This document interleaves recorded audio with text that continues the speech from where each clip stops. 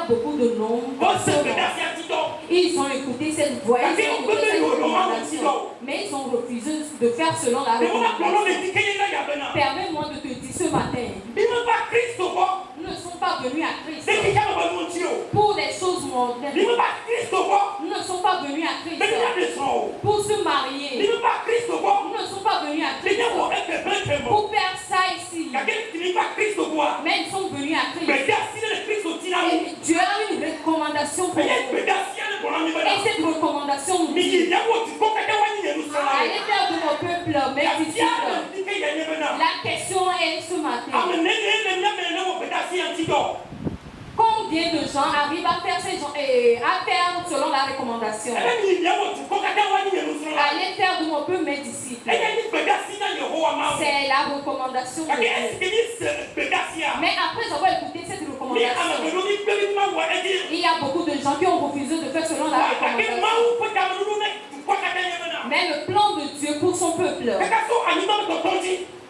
depuis le commencement et la fin, que chacun soit sauvé. Chaque âme soit sauvée.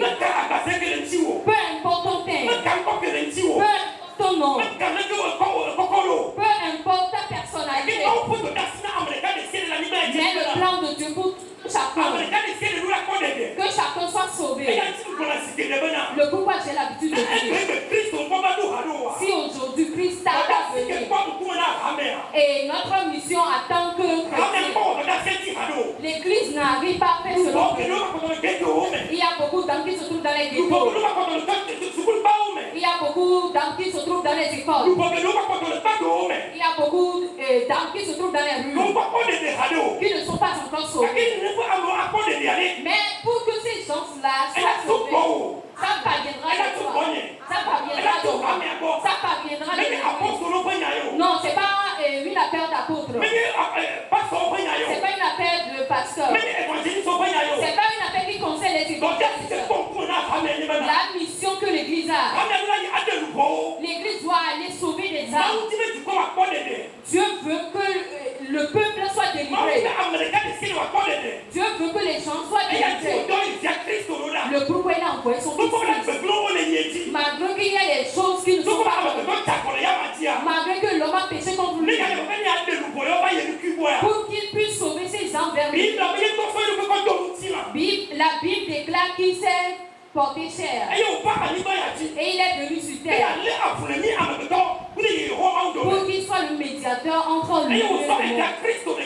Et il a donné son Fils unique. La chose la plus précieuse il a donné cela. Et on l'a tué.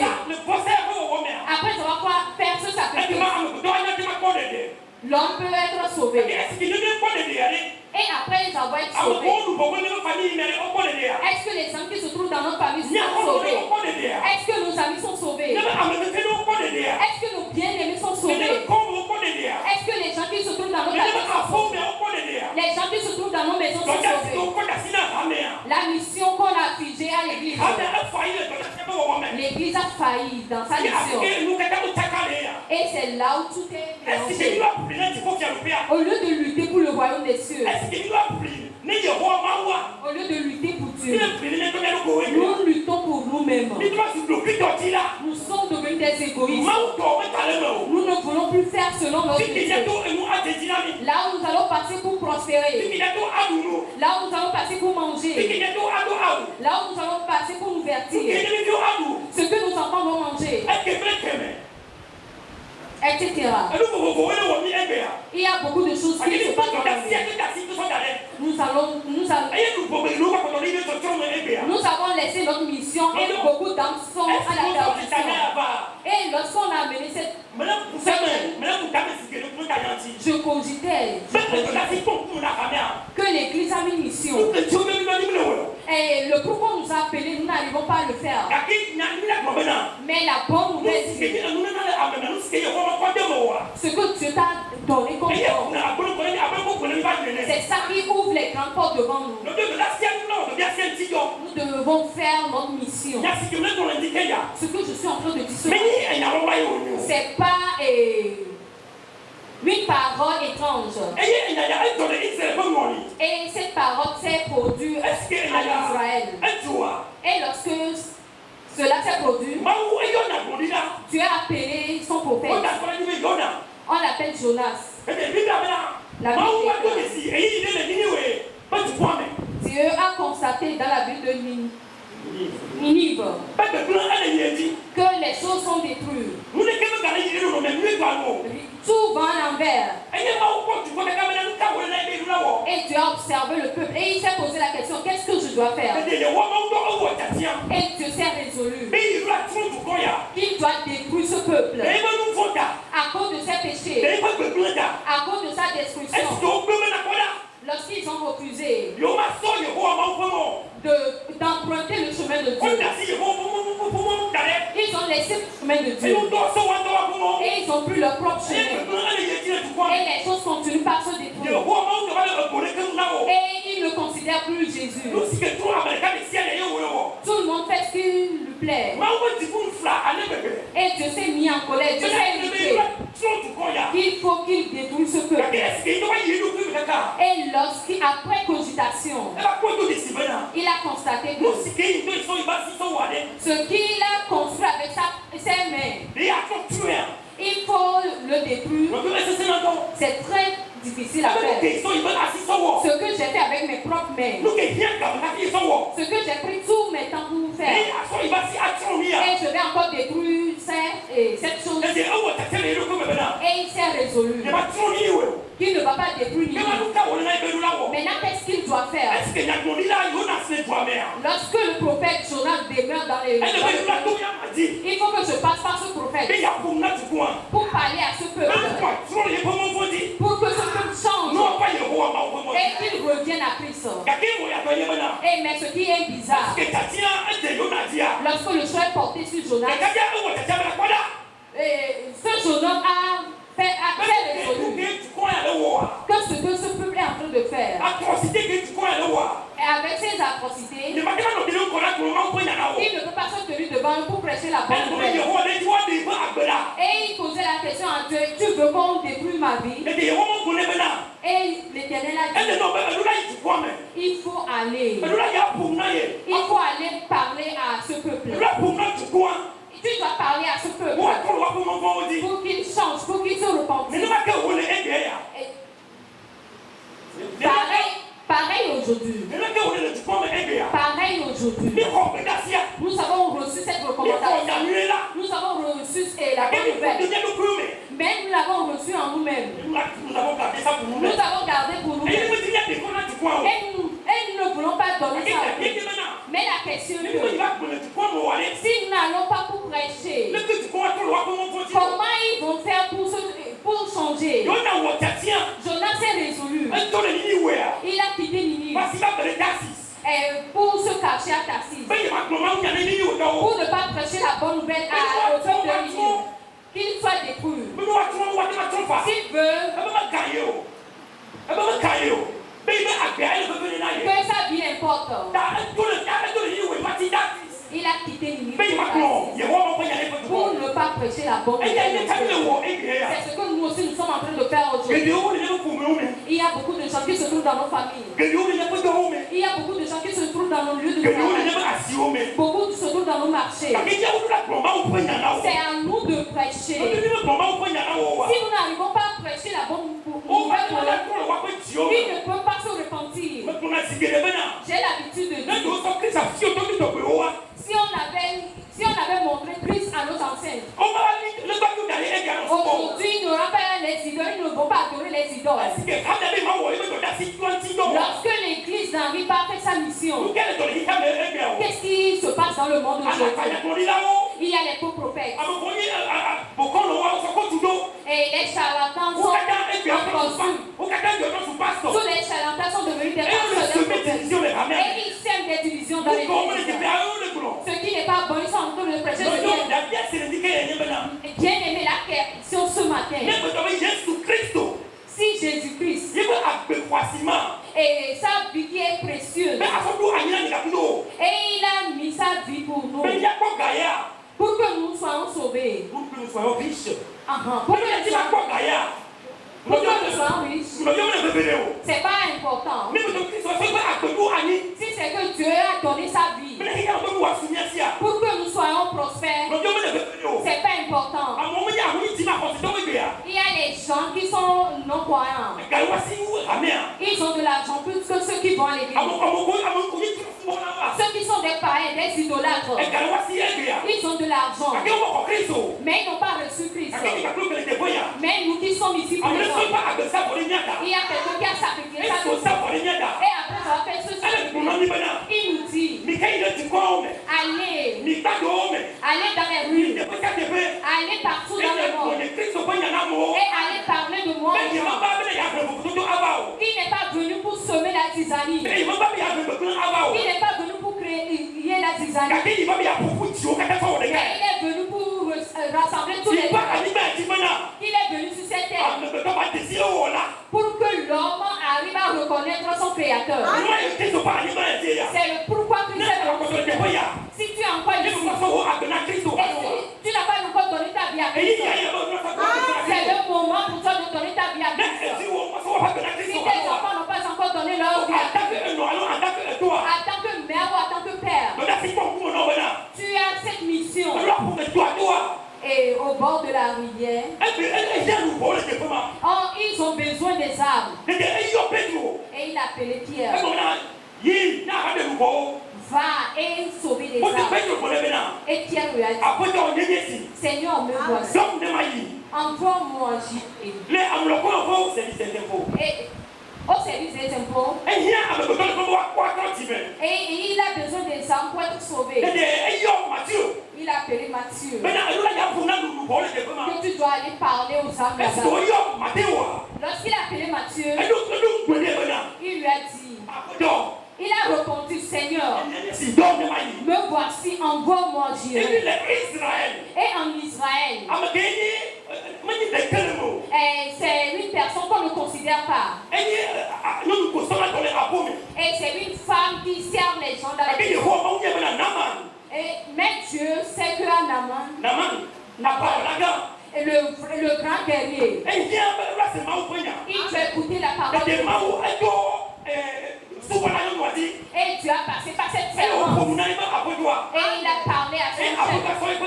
Et son chef a donné sa vie à Christ. Et la question ce matin, tu fais quel travail? Et tu fais quel travail pour que les âmes soient sauvées? Tu fais quel travail dans ce peuple? Tu fais quoi dans ta famille? Il y a beaucoup de gens qui se trouvent dans nos familles qui ne sont pas encore réveillés. Tu attends l'évangéliste, mais tu t'appelles, tu te dis que tu es chrétien. Dans le marché, il y a les âmes qui ont besoin d'être sauvées. Tu attends un missionnaire pour prêcher la bonne nouvelle pour eux. Mais tu es un chrétien, tu es un enfant de Dieu dans le monde. Regardez combien de fois on a failli dans nos œuvres différentes.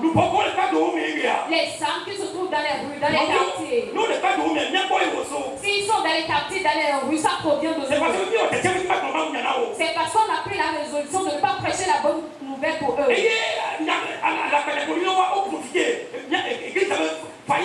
Et les faux prophètes ont profité pour la faillite de l'église. Ils ont profité pour pouvoir séduire les âmes. Amen. Où se trouves-tu ce matin? Nous avons chanté une chanson au début. Utilise-moi comme bon te semble. Utilise-moi comme tu veux. La bonne nouvelle te dit, allez faire de mon peuple mes disciples. Est-ce que tu fais selon cette parole?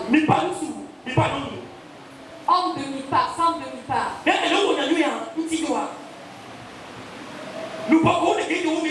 Les âmes qui se trouvent dans les ghettos, c'est à nous de les sauver. Si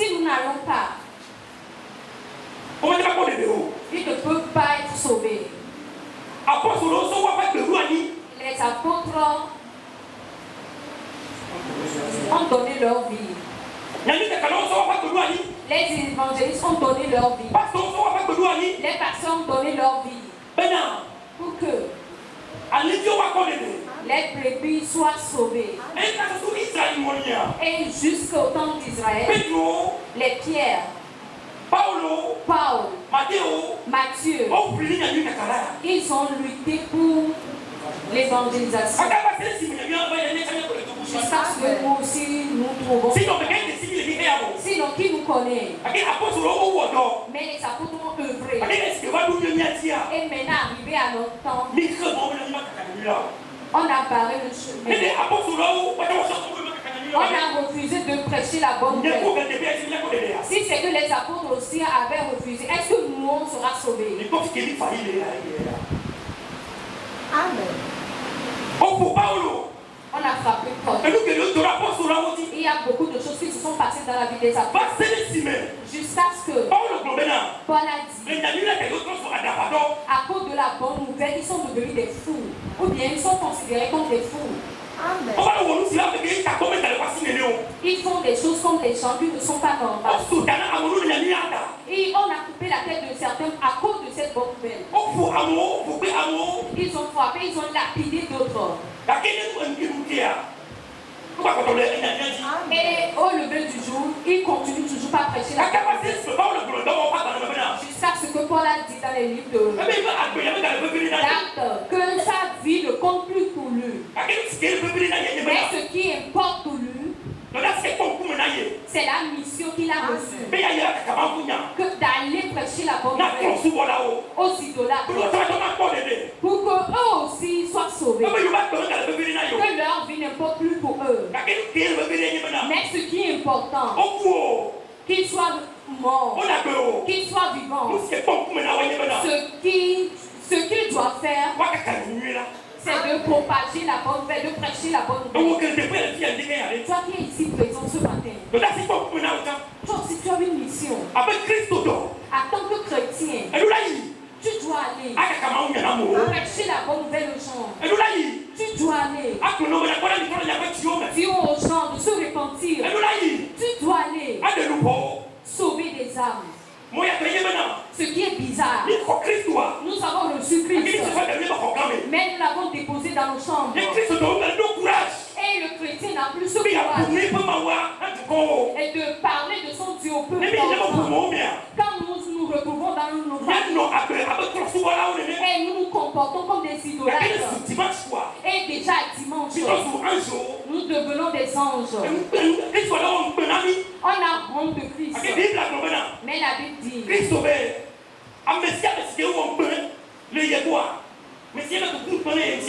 Christ a dit tout le monde, ou bien tous les gens qui ont honte de lui, que lui aussi, si tu es chrétien, si tu es chrétien, tu dois parler de Christ aux gens. Mais quand tu as honte, sache que non. Les idolâtres aujourd'hui, ils sont fiers quand ils sont dans leur panne d'idolâtrie. Quand ils portent leur collier d'idolâtrie, ils sont fiers là-dedans. Mais nous les chrétiens, nous refusons même apporter nos Bibles à l'église. Nous venons comme des gentlemen, nous n'emportons pas nos Bibles à l'église. Quand nous tenons nos Bibles, on saura que si la personne se comporte ainsi, sachant que cette personne fait un pied dedans, un pied dehors, c'est pas un vrai chrétien. Pourquoi avoir honte ou bien peur de notre Christ? Pourquoi l'homme a donné sa vie pour nous. Nous aussi, nous devons le faire pour nos amis. Ne soyons pas des égoïstes. Amen. Ne soyons pas des égoïstes.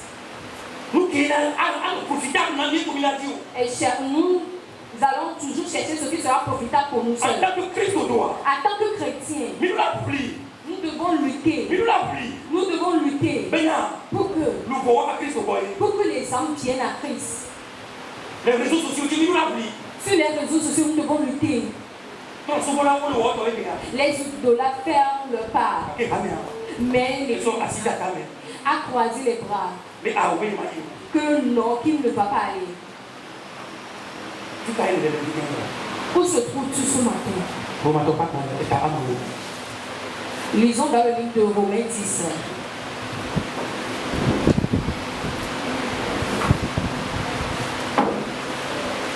Amen. Amen. Le verset 14.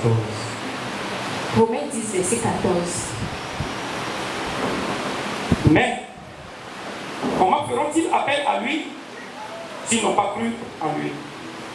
Et comment croiront-ils en lui s'ils ne l'ont point attendu?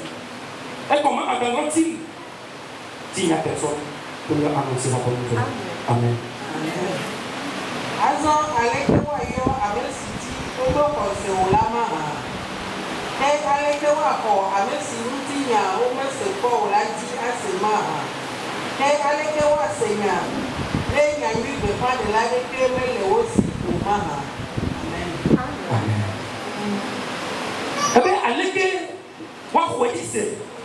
Il a dit. Comment donc invoqueront-ils celui en qui ils n'ont pas cru? Et comment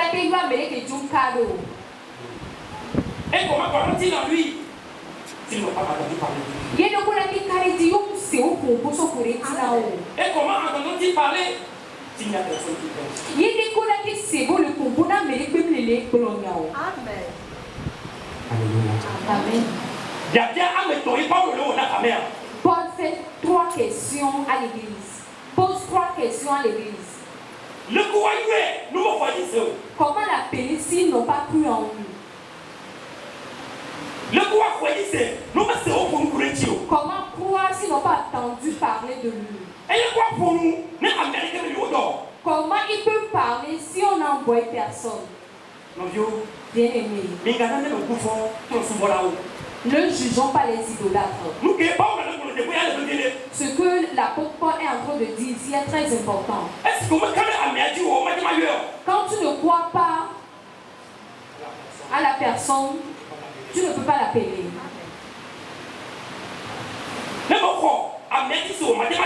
Quand tu ne crois pas à la personne, tu ne peux pas l'appeler.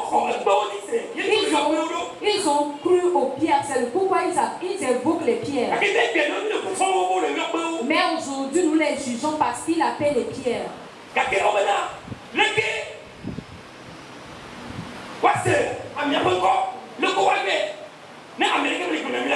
Comment il peut écouter la personne ou bien l'appeler s'il n'y a personne qui prêche? Et qui peut parler à ces gens de personnes? C'est nous qui sommes présents ici. Il a dit comment on peut l'appeler s'ils n'ont pas cru en lui? Comment il peut croire s'ils n'ont pas écouté ou bien entendu parler de lui?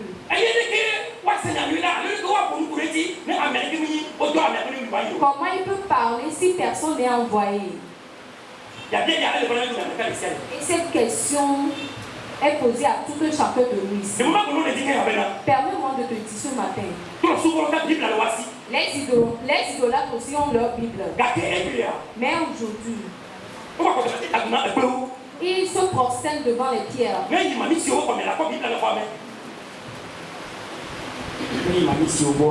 Quand tu vas chez les sirènes, les adeptes de sirènes. Les adeptes de sirènes plutôt. Eux aussi ils ont la Bible. Si tu vas chez bon nombre de gens, eux aussi ils ont leur Bible. Mais ils n'ont pas encore donné leur vie à Christ. Jusqu'à ce que il y a quelqu'un qui s'est tenu devant eux et leur a dit: c'est ce livre que tu as devant toi. Il y a quelque chose qui est écrit là-dedans. Dans Jean 3, verset 16. Car Dieu a tant aimé le monde. Et il a donné son Fils afin que quiconque crois en lui, Elle a condamné. sois sauvé. Quand après avoir dit, elle a poussé ma curiosité. Il va chercher à pousser sa curiosité. Et il va prendre sa Bible. Et il va ce que cette personne est en train de dire. Et le jour, il a ouvert cette Bible. Et il a vu. Ce jour, il va donner sa vie à Christ. Amen.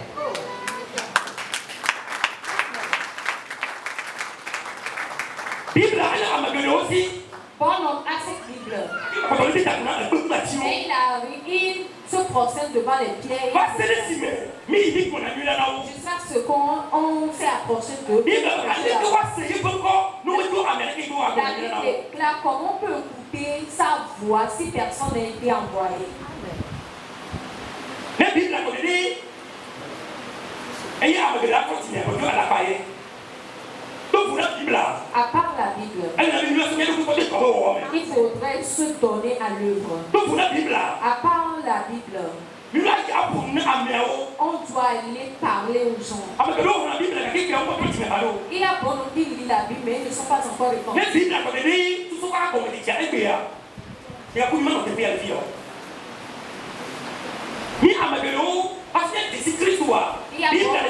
ici, avant de connaître Christ, nous avons notre Bible. Même ne sont jamais prospérés devant jusqu'à ce que quelqu'un nous a dit. Christ t'aime. Où se trouve-tu ce matin? Merci.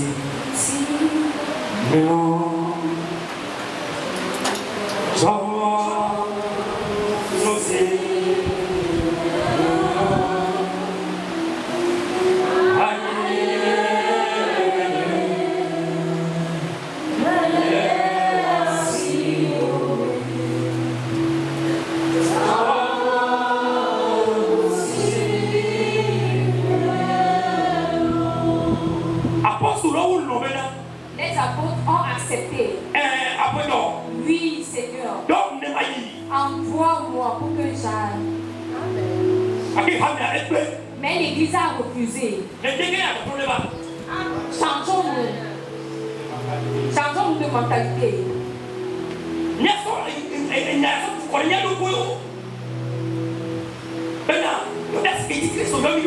Que le pourquoi Christ nous a appelés, nous puissions œuvrer.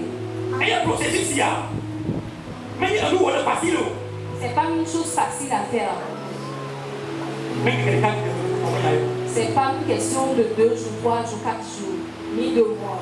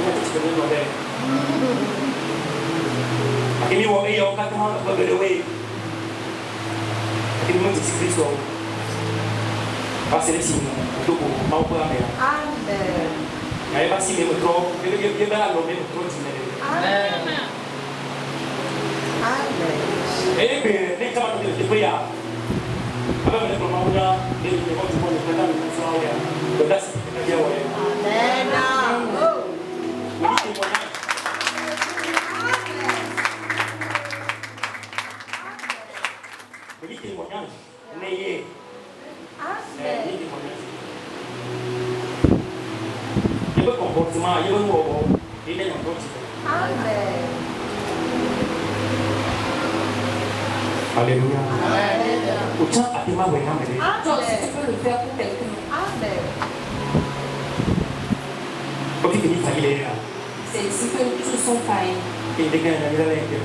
Mais ce matin, la bonne nouvelle nous interpelle. Benadeke olate kwese n'uyo. Olate yue n'ukwetisi. Donc olate kwese. Non, si on comprend son suicide. Comment on parler de lui s'il y a quelqu'un qui peut annoncer la bonne?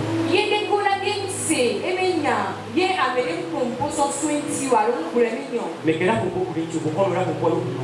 les charlatans qui vont parler de Christ. Christ doit. Et là, beaucoup de Christ aussi. C'est les chrétiens qui doivent parler de Christ. Parce que c'est toi qui le connais. nous sommes tous les chrétiens. Et sa capacité, sa force, c'est toi qui le connais. Elle n'était pas là. Tu es ici ce matin. Mais nous avons courage. Tu n'as pas le courage pour le Christ aussi de parler de Christ aux gens. Je t'invite ce matin de venir. L'homme de Dieu va imposer sa main. Il va te conférer sa force. La force pour pouvoir faire ce travail. Si tu n'as pas le courage, tu peux commencer. Amen.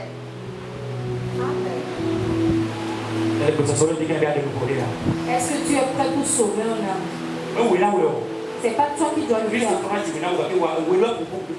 C'est toi qui dois parler de Christ aux gens. Et ils seront repentis.